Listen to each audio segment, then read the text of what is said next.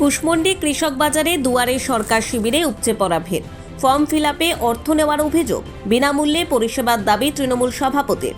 দক্ষিণ দিনাজপুর জেলার কুশমন্ডি ব্লকের কৃষক বাজার প্রাঙ্গণে রাজ্য সরকারের উদ্যোগে আয়োজিত দুয়ারে সরকার শিবিরে ষষ্ঠ দিনেও উপচে পড়া ভিড় লক্ষ্য করা যায়।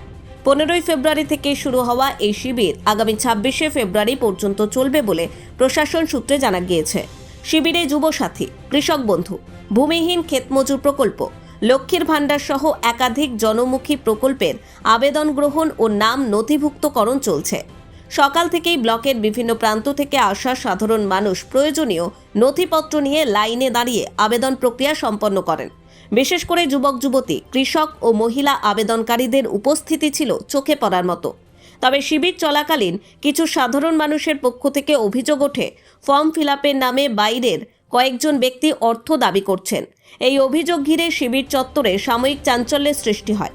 অভিযোগের প্রসঙ্গে কুশমন্ডি ব্লক তৃণমূল কংগ্রেসের সভাপতি করিমুল ইসলাম বলেন, আমাদের পক্ষ থেকে সম্পূর্ণ বিনামূল্যে ফর্ম ফিল আপে সাহায্য করা হচ্ছে।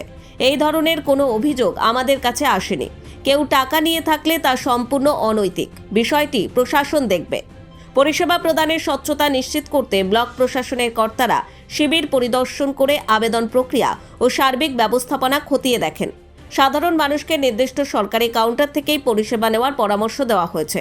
সব মিলিয়ে দুয়ারে সরকার শিবিরে একদিকে যেমন সাধারণ মানুষের ব্যাপক সাড়া লক্ষ্য করা যাচ্ছে, অন্যদিকে ফর্ম ফিল আপে অর্থ নেওয়ার অভিযোগ ঘিরে তৈরি হয়েছে বিতর্ক।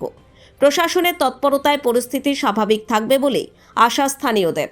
কামাখ্যা তারাপীঠ সিদ্ধতান্ত্রিক গুরু প্রশান্ত শাস্ত্রী। কামাখ্যা তারাপীঠ যজ্ঞ সহ যে কোনো সমস্যার সমাধানে একমাত্র ভরসা।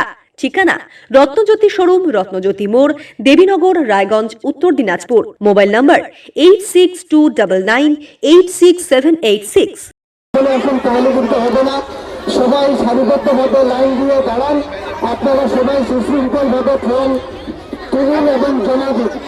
আপনাদের যারা লক্ষ্মীর ভাণ্ডার এবং যুবসাথী ফর্ম ফিল আপ করবেন, তারা যদি আপনারা মনে করেন যে ওই ভিড়ের মধ্যে। কুশমন্ডি থেকে ভাস্কর রয়ের রিপোর্ট, কুলিক নিউজ।